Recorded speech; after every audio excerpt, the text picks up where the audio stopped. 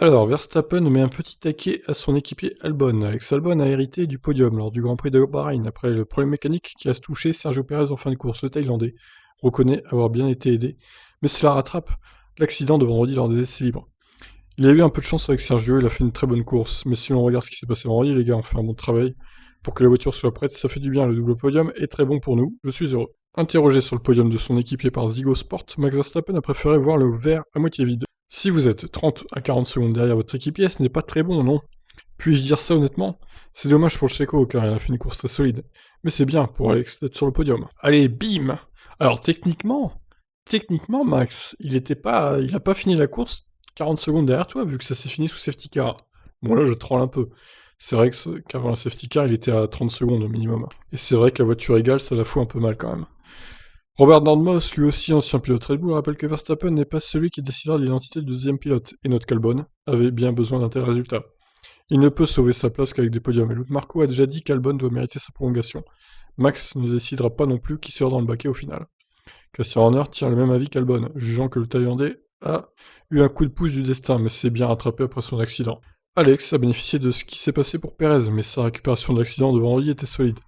Il n'y a aucune décision de prise avant la fin de la saison, mais nous voulons qu'Alex ait du succès et nous lui donnons toutes les chances possibles. Des journées comme ce dimanche vont l'aider, mais il reste 2 courses.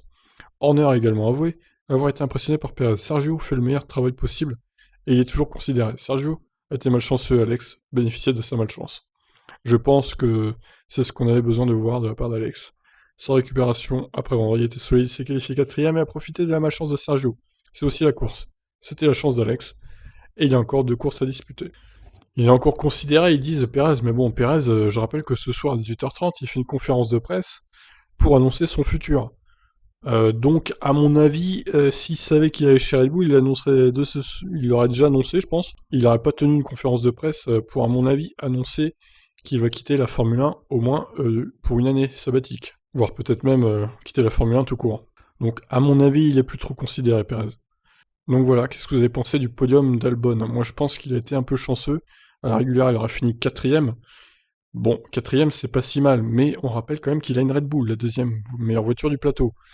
Faire quatrième avec une Red Bull, sachant qu'en plus Bottas était dans les choux, je trouve ça un peu light.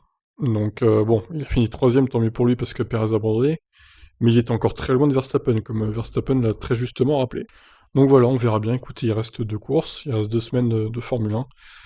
On verra bien ce que Red Bull décide, même si à mon avis, pour moi, il va rester en place, Albon, et toutes les rumeurs à Hülkenberg, Perez, bah ça va tomber à l'eau, quoi.